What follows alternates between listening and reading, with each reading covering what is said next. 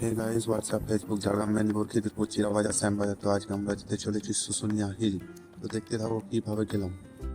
ছোটনাগপুর মালভূমির অন্তর্গত বাঁকুড়া জেলার অন্যতম পর্যটন কেন্দ্র শুশুনিয়া পাহাড়। এখানে প্রধানত সবাই ট্রেকিং এর জন্যই আসে। অনেক জায়গায় ঘুরছিলাম, তবে পাহাড় চড়ার ভূত মাথা থেকে কিছুতেই যাচ্ছে না।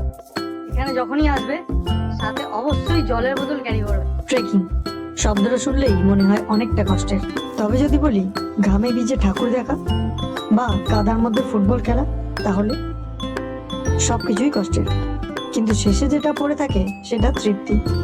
সেটা খেলার হোক, ভিড় কাটিয়ে অবশেষে ঠাকুর দেখতে পাওয়া, বা পাহাড় চূড়ায় উঠে এত সুন্দর একটা ভিউ দেখা।